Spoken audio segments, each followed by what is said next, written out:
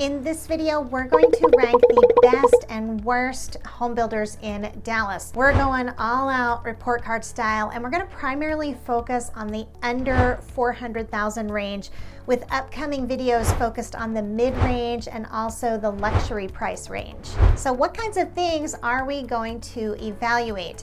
Well, we're going to talk about their contracts, like how much of a risk are you putting yourself in when you sign one. We're also going to talk about the quality of their warranties, and we're going to rate how satisfied customers are after closing with the warranty department and customer service. We're going to really dig into their quality and craftsmanship and also their communication during the construction process.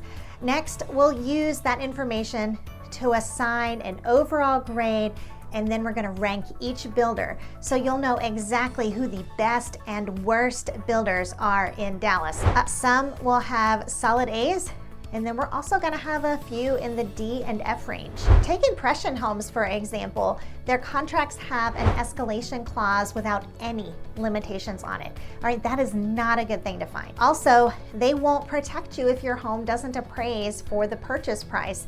You'll need to cover the difference in cash. If you don't close on time, you'll pay $75 a day for a late closing, which isn't terrible. I mean, we have definitely seen worse. A great thing about the Impressions contract is that it allows taxes to be prorated after closing, and that is a rare advantage for new construction buyers. I mean, typically property tax proration at closing favors the builder, leading to like huge escrow shortages for buyers. But unlike most builders, Impressions allows tax prorations to be adjusted after closing. So that is a huge plus. So on the one hand, all right, you have this really bad escalation clause, which is rare, but they also allow that tax reproration, which is a great thing and also pretty rare. So this contract is a tough one to rate, all right? But overall, I give them a B because it kind of averages out. When we think about their warranties, they use structure home warranty, so they do not service their warranty in-house. And it's not that that's unusual, but we like to see it when the warranty is serviced in-house and the builder stands by their word.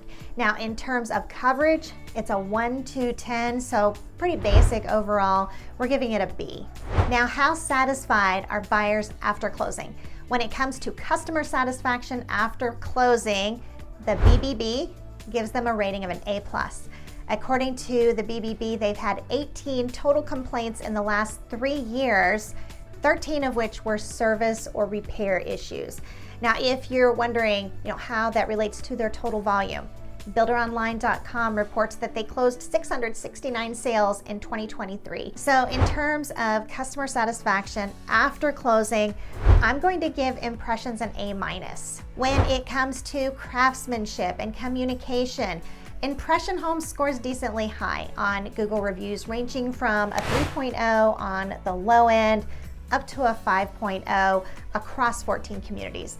10 of those communities ranked a 4.5 or higher, and 4 ranked a 4.4 or lower. So overall, we have favorable Google reviews. Now, our experience with Impressions has been excellent. Okay, they were very communicative and professional. They kept to the schedule, and the home was completed on time.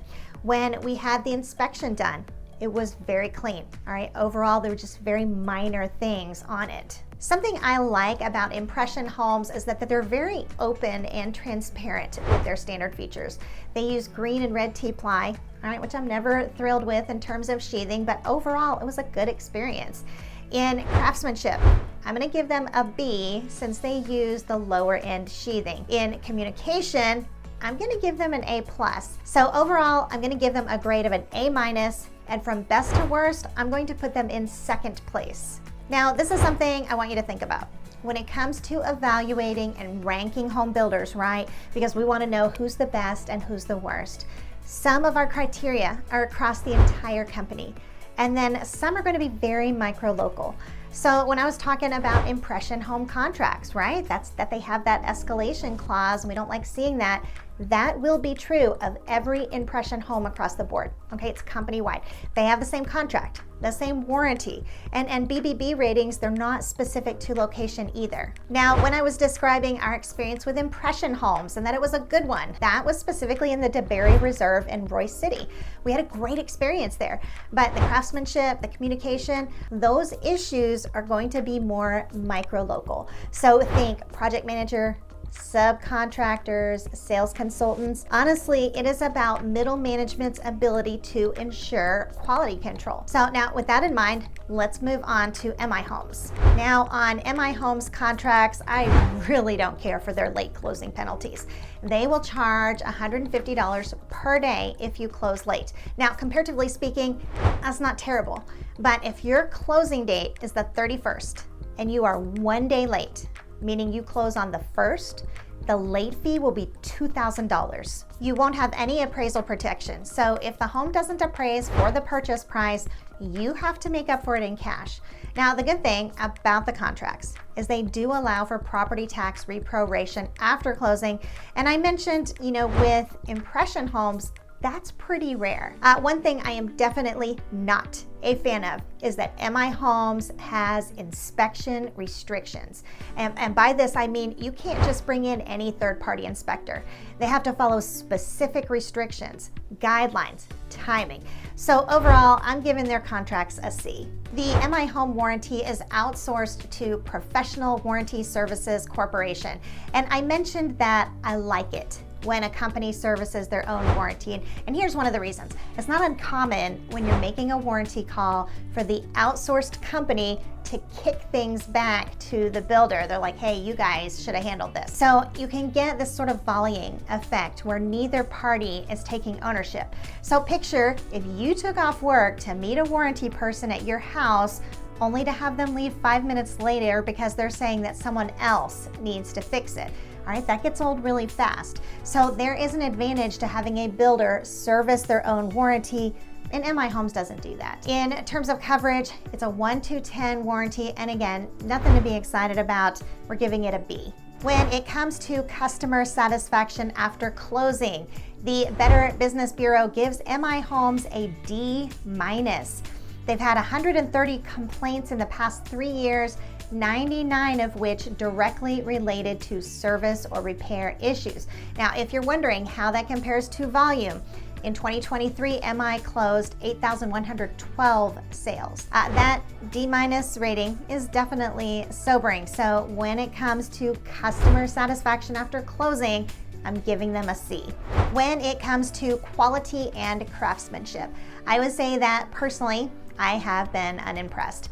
I find their low-end product to be like extremely low-end. So what is standard with MI and standard with Bloomfield, for example, very different. Like as an example, their tub and surround is a one-piece drop-in with a plastic surround. And then with Bloomfield, you get a much nicer tub with a tile surround at the same price point. Now, we've also closed a new build on the higher end with MI, and our buyers were mostly satisfied. MI did things like putting in a lower grade carpet pad when our buyers had paid for an upper graded one. And that's a hard thing to verify, and MI Homes should get that right. We also showed a $600,000 home in Salina that was just really poorly done. I mean, when we were looking at it, the flooring was so cheap, it was already torn. So like I said, just unimpressive. Now, there is a lot out on Google Map reviews, and their reviews are a little more positive than our personal experience. Of 18 communities reviewed, 12 had ratings of 4.5 or higher, and 6 were below. Overall though, from what I've seen across multiple communities, I'm gonna give them a C in craftsmanship. I've just seen a lot of cheap and sloppy work. Now, I will say this, communication, on the other hand, has been decently good. Of the ones we've closed, the sales consultants and project managers were responsive, and ultimately they completed the repairs they needed to. So on communication, I would give them an A. Overall, given the quality of the product compared to what you pay, I'm going to give them a C, and Matt puts them in 5th place. Next up, we have David Weekley Homes. Now, the David Weekley contract has what we call the convenience clause. And what this means is that the seller can withdraw from the contract at the seller's own convenience. Now, the good thing is David Weekley's contract has it set up where they can do that only if there is a dispute. So that's a good, because many contracts will have an unrestricted convenience clause where they truly can withdraw from the contract for any or no reason at all. Now, one thing noticeably absent from David Weekley's contract is they do not list penalties for closing late. Another thing that is unique in a good way is David Weekley is willing to help out if the appraisal comes in below the sales price. So that's very rare and definitely a good thing. Reading their contracts, I don't like seeing the convenience clause, but the willingness to work with the buyer in an appraisal shortage is a good thing. So for contracts, I'm giving them a B+. When it comes to warranties, David Weekley services their warranty in-house. It's a standard 1-10, but the fact that they service it in-house, that is noteworthy. So I'm giving them a B+ there as well. Now, when it comes to customer satisfaction after closing, the Better Business Bureau gives them a rating of an A+. They've had 32 complaints filed in the last 3 years, and 19 of those were for issues related to repairs. So if you wanted to compare that to volume, in 2023, they sold 5,433 homes. Compared to what we're gonna see with other builders, that really isn't that much. So I'm gonna give them a rating of an A-. Now let's talk about quality, craftsmanship, and communication. And this is where things are gonna take a turn for the worse. All right, first off, let's start with the Google reviews. There are 23 communities with ratings on Google Maps, and of those 23, 9 had reviews of 4.5 or higher, and 14 of their reviews were below 4.5. Now, as to our personal experience with David Weekley, we have shown multiple David Weekley homes in numerous communities, and those haven't had anything to report in terms of like doing showings and availability. That being said, we have had 2 bad experiences with them, and I want to share those with you. One of our buyers closed a David Weekley home in Montera, and the inspection report really reflected poorly on the craftsmanship. I mean, there was just so much sloppy and poor work, all right? Things like exposed nail heads and warped shingles on a brand new roof. Also, the recessed lights in the front hallway were completely out of alignment. I mean, that is a sloppy mistake. It's not that hard to measure and install the lighting in a straight line. So when it comes to craftsmanship, I'm giving them a C. We had another situation with a buyer back at Montera, and the salesperson was extremely forceful. I mean, he was that way in person, and it just got worse after we left. Like, unbeknownst to us, he was relentlessly badgering our client. I mean, kept texting them over and over again. And we had met with them at the model home, so he knew our buyers had a realtor, but he went around us and he kept pressuring them directly. And it was just a very stressful, time for them. And in my mind, that's inexcusable. So when we compare these metrics, what we see is David Weekley has decent reviews at the upper level, right? The corporate level, but at the individual local level, that's where we're seeing problems. So in my mind, that's an issue with middle management. You have a company with the best of intentions, their contracts aren't terrible, fairly good warranty service, and yet individual communities having lower ratings. So keep in mind, like I said earlier, each of these communities is like their own little town, if you can picture it that way. And one community may be completely different than the next. But still, what we experienced at David Weekley, that was just completely unacceptable. So when it comes to communication, I give them a D. Overall, I give David Weekley a rating of a B-, which puts them in 4th place. Okay, now let's talk about William Ryan Homes, and you're gonna find I don't have very much good to say about them. In their contract, they have a social media gag order. That's not super common, but we do see it every once in a while, and basically what it says is that if you say anything bad about them on social media, they can terminate the contract and keep your deposit. They don't offer any tax reproration, and if you close late, you'll incur interest on the unpaid balance at 1%. Now, one thing that was particularly unimpressive with William Ryan Homes is that they have an error in how their contract is written. I pointed it out to the sales consultant, and hopefully, they're going to correct it, or they have corrected it. But basically in the contract, paragraph 39 references default according to the provisions of section 13, but there isn't anything about default in section 13. The default section is paragraph 12. So to the extent that we are talking about a legally binding document, all right, that's inexcusable. I mean, aren't attorneys supposed to be writing these things? So anyway, on their contracts, I'm giving them a C-. When it comes to their warranty, it's a 1 to 10, and I couldn't find details on whether it was outsourced or not. So nothing exceptionally good about it. So, for their warranty, I'm giving them a B. For customer satisfaction after closing, I couldn't find any complaints on the Better Business Bureau, and it wasn't rated by the BBB either. I popped over to Yelp, couldn't find anything there either. So essentially you're dealing with a builder who doesn't have a super strong presence, and there isn't much out there to let you know if customers are satisfied with how the warranty is serviced after closing. So to the extent it's a wild card and a risk, we're giving them a B-. Now let's talk about quality and craftsmanship for a minute. We had a William Ryan Homes under contract with one of our buyers in Devonshire, and it became clear, very early on, that the construction quality was not there. The problems were really just impossible to ignore. Okay, we're talking cabinets hung upside down, shelves were out of alignment, like there was water damage on the ceiling. The tile work in the shower surround had misaligned pieces. It just looked like someone had just rushed through it. The contract specified an upper grade roof shingle that should have yielded an insurance discount, but that's not what was installed. They put in a lower grade sink and dishwasher than what was in the contract too. The inspection report, packed with issues needing correction, and was just overall like a real confirmation of really what we were seeing in terms of poor craftsmanship. Let's take a look at Google reviews though, and this really surprised me. Of the 4 Google reviews, all 4 of them were a 4.5 or higher. And I will say this, when we were in the middle of trying to get all the repair issues resolved, one of the things I told the manager is that I was going to place a 1-star review, and they took that very seriously, and that's how we finally got the repair issues resolved. So now we know they've got good ratings and they want to hold on to them. So here we have this terrible experience, and yet Google reviews overall are favorable. And this is again that issue of craftsmanship and communication being micro-local. Like, how good is the company at middle management and ensuring quality?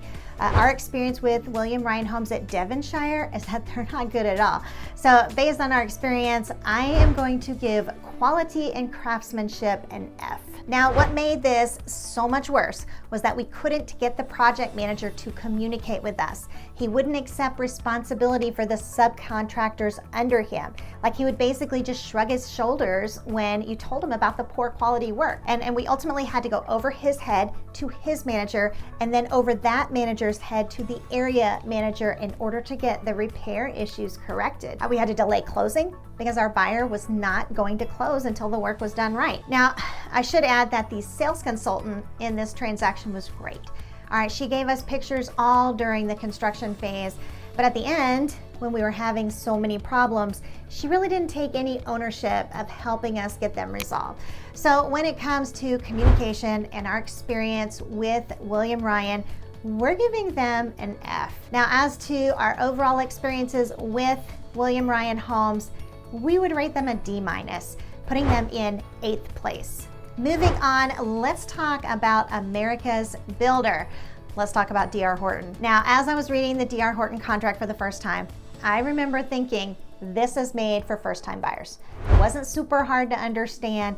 It does have the convenience clause in the event of a dispute. So if you tried to work out a dispute and you're just not able to get there, they can terminate the contract. Now, if you can't close on time, they're going to charge you $75 a day.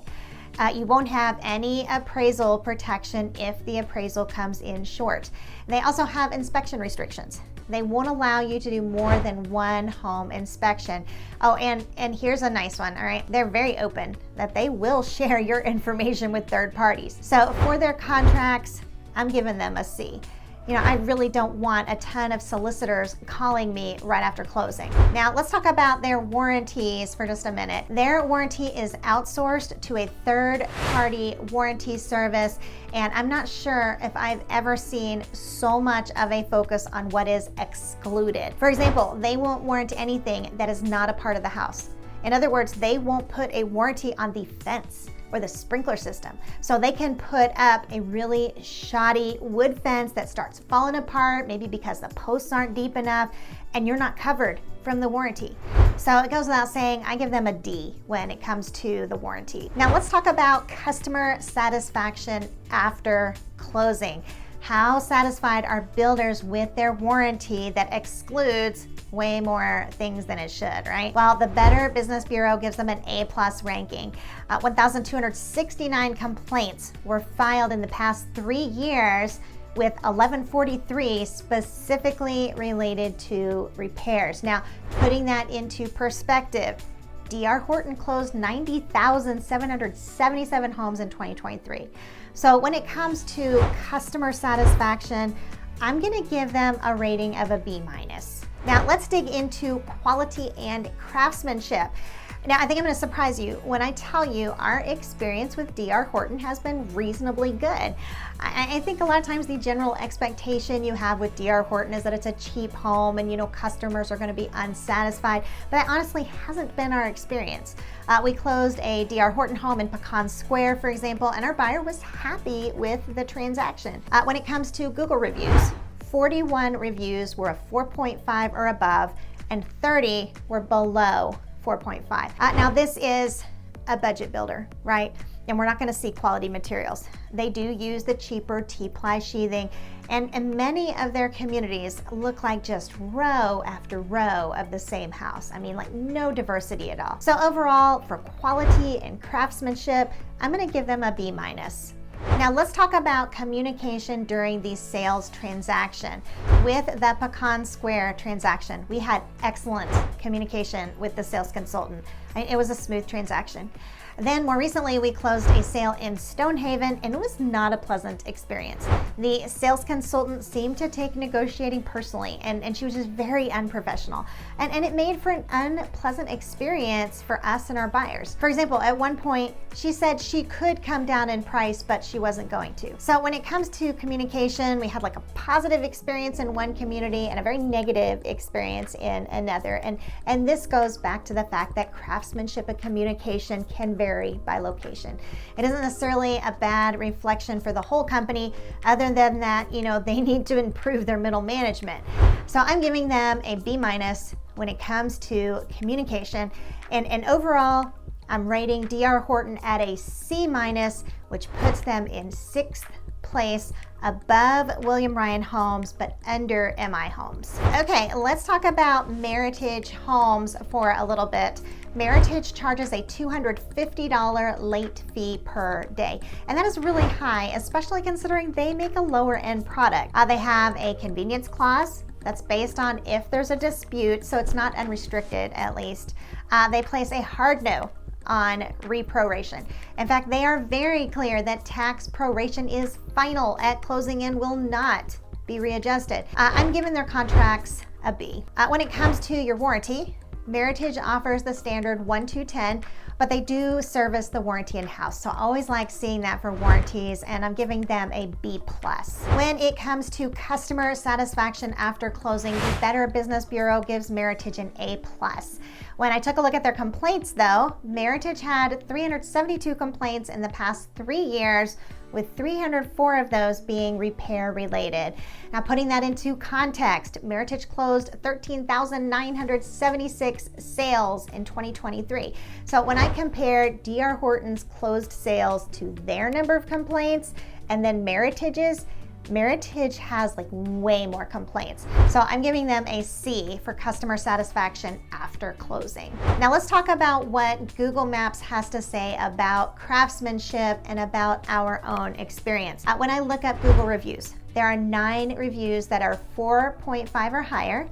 Then there are 10 that are ranked below 4.5. So pretty evenly split, but nothing impressive. When it comes to quality and craftsmanship, One thing to know about Meritage is they put a high emphasis on being green. So if you walk into a Meritage model home, one of the first things they're going to tell you is that Meritage uses spray foam insulation. It's a great feature and they are very proud of it. Now, one observation I've noticed from reading online is that they balance this by using lower grade fixtures on the rest of the house. So as you're walking through a Meritage house, you really want to pay close attention to that. We had a buyer under contract in Wolf Creek and the house just wasn't ready when it came time to close. There were some items that ended up having to be finished after closing, and I don't like seeing that happen. Overall, our buyers who have purchased Meritage homes have been happy with their purchase, but just again, not super timely in getting the house ready. When it comes to craftsmanship, I'm giving Meritage a rating of an A-. Now let's talk about communication with Meritage. We were recently negotiating a sale on the northeast side in Collin County, and their willingness to budge on price was inconsistent. At Anna Ranch, it was clearly overpriced and they didn't care. The comparable sales were very clear cut, but it didn't matter. They were determined to sell an overpriced product. So we moved on. And then after pursuing a few other communities, we end up looking at Meritage again in Eastridge. And this time, when we gave them a comparative market analysis, they were like perfectly willing to come down on price. They're like, oh, is that what it's really worth? Okay, no problem, we'll give you that price. I'll tell you this though, negotiating with Meritage took a long time.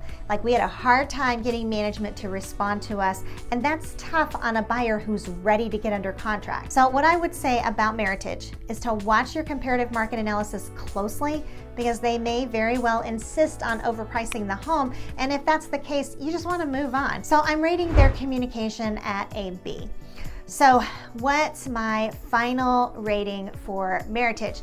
Well, I like their emphasis on energy efficiency. So I'm giving them a B+ and putting them in third place. Next, let's talk about Bloomfield. Now, one thing I like about the Bloomfield contract is how easy it is to understand. Like I had this impression when I was reading it that they genuinely wanted the buyer to understand what they're signing. Now, they do have the convenience clause, but it's based on if there is an unresolvable dispute. Also, they charge $100 a day if you can't close on time. Now, one thing I found good about their contract is that your earnest money can be refunded if there's a low appraisal. Now, on the other hand, they say there is no tax proration, that the proration at closing is final. So I'm giving the Bloomfield contract a B+. When it comes to their warranties, they outsource it to American eWarranty. It's your typical 1-2-10 with nothing particularly bad or good, or it's just very average. So I'm rating their warranty at a B. But how about customer satisfaction? Well, the Better Business Bureau gives them a rating of an A+. They have just 13 complaints in the past 3 years, with 11 of those being about repairs. Now, putting that into context, they've closed 2010 sales in 2023. So to have only 13 complaints to over 2,000 buyers is outstanding. When it comes to customer satisfaction after closing, I'm giving Bloomfield an A+. When I think about craftsmanship with Bloomfield, a few things come to mind. They do use the T-ply sheathing, but they use a rigid foam board backing to it to provide additional support. So that does put them above the competitors who mostly use the thinner T-ply. Also, their level of what is standard compared to other builders in the same price range is vastly higher. And we're talking basic components like baseboards are of a higher quality. When I checked out Google reviews, I found that 33 of the communities scored above a 4.5 and 22 scored below. One thing to know about Bloomfield is they have a distinctive style that's more like compartmentalized. Also, they don't have a lot of architectural diversity. Whereas like with builders like, Perry Homes and Grand Homes, okay, you'll get like a more open feeling, like with vaulted ceilings. Bloomfield is a bit more, I guess you could call it boxy, okay? Now, that being said, most homes under 400,000, which is kind of where we're focusing, are gonna be like that standard 322, and Bloomfield fits right into that, but it has a superior product. Another thing is, Bloomfield only builds in the Dallas area, but they are the 44th largest builder in the nation. Like, they put out an enormous amount of product right in Dallas, which means they're gonna know the nuances of Dallas. All right, we're talking things like Dallas soil. All right, Bloomfield will know it and know it well. So when it comes to craftsmanship, I give them an A+. All right, let's talk about communication for a minute. Our experience with Bloomfield is they are a success story with middle management. We have had quality experiences in multiple Bloomfield communities. The best sales consultant I have ever worked with was with Bloomfield. She walked us through the model home and explained everything that was standard and everything that wasn't. Then when it came time for us to go under contract, she actually read through the contract with our buyers. Like, I have literally never had a sales consultant explain the contracts to our buyers. Like, we always do that as their agents. So when it comes to communication, I give Bloomfield an A+ with an overall grade of an A and putting them firmly in first place. Moving on, we have Centex Homes. Now, Centex is owned by Pulte, and they use the same contract form. So when I describe the various things about the contract, you can know they apply to both Centex and Pulte. Now, first things first, something I really do not like about Centex is they require the buyer to pay money before they will let you see the contract. You know, I'm a firm believer in always reviewing the contract before any money changes hands, so I definitely object to this. All prorations are final with Centex, regardless of whether those property taxes are accurate or not. You won't have any appraisal protection if the appraisal comes in low, you know, and just like D.R. Horton, they let you know right off, hey, you know, we're gonna share your information with third parties. So when it comes to contracts, I give them a D. Now let's talk about their warranties for a minute, because Centex actually does us a solid here. They go beyond the usual 1-2-10, and instead they offer a 1-2-5-10. They insert an extra 5 years of coverage on various types of water infiltration and internal leaks. None of the other builders offer this. So for warranties, Centex gets an A. But how satisfied are our customers after closing? How is customer satisfaction? Well, the Better Business Bureau gives the Pulte Group an A-. They've had 584 complaints closed in the past 3 years, of which 456 were related to repair issues. Now, putting that into context, the Pulte Group, meaning Pulte and Centex, closed 28,603 sales in 2023. So 584 complaints to 28,603 sales. And if you'll recall, D.R. Horton had 1,269 complaints and closed 90,000 sales. So that really just shows you how many more complaints Centex has. On customer satisfaction, we're giving them a D. In terms of quality and craftsmanship, Centex is your lower end product, and Pulte is considered more middle end. With a sale we had in Elizabeth Creek, I really was not impressed with the quality at all. One of the yards had like dips and slopes to it, and the builder had the fence built in a solid line with no contouring for the topography. And so there were these gaps big enough that any small dog could just easily slip through. I mean, this fence was poorly built from day one. So if you're on a tighter budget but really need size, I can tell you, you can get that with Centex. You just have to be aware it will have low budget fixtures. I mean, for example, you won't have windowsills, just drywall. The bathroom vanities won't have drawers. I mean, we are talking really low end, but if size is what you need, you can get that with Centex. Now let's talk about the Pulte side of things for just a minute. We are in the middle of having a pretty bad experience with Pulte. Our buyer's having a new build and they are being quite sloppy and have put in some of the wrong products. When I pop over to Google reviews, I see that 10 communities are rated below 4.5 and 6 are rated above it. So overall, I'm unimpressed with both builders, and I would rate their craftsmanship with a D. Now, how about their communication? Well, I have to say we've had mixed results. On our current transaction with Pulte, we're having issues with slow communication and mistakes. On some previous Centex sales, we've had decently good communication. The thing to remember about Centex is if you are all about square footage on a budget, Centex can fill that need. So I rate, with a B on communication and a C- overall, putting them in 7th place. Moving on, let's talk about Lennar. Now, the thing you should know about Lennar is their contracts are incredibly long. I mean, I'm used to new build contracts being over 100 pages, but for Lennar, It's that long for their inventory homes, so expect a very long contract. They do not reprorate taxes, and when it comes to appraisal shortages, it says they will consider lowering the price. One thing you'll definitely notice is they spend a lot of time emphasizing the rules of lawsuits, and they spend an enormous amount of time telling you what's excluded from the warranty. So overall, I give their contract a C. When it comes to their warranty, like I alluded above, it excludes so much. It's your standard 1-10 coverage, but just like D.R. Horton, you have a lot less coverage than you have with other builders. I mean, it is really sobering to compare the D.R. Horton or Lennar warranties, to builders like Perry Homes. I mean, it really illuminates how much coverage you don't have. So for the warranties, I give them a D. But let's talk about how satisfied customers are after closing. When it comes to the Better Business Bureau, Lennar is not accredited and not rated. And this really surprises me because Lennar is a huge builder. They had 1,048 complaints in the past 3 years, of which 741 related to repairs. Now, putting that into perspective, Lennar closed 73,087 sales in 2023, making it the second largest builder by volume under D.R. Horton. If we were to look at it from like a per capita point of view, that falls in below how many Centex had. So I'm rating them with a C. Let's talk about quality and craftsmanship for a minute. They use a synthetic house wrap, and you definitely should expect a very cookie cutter, inexpensive product. You can expect a low quality home, and that most of the homes will look like each other with very little diversity.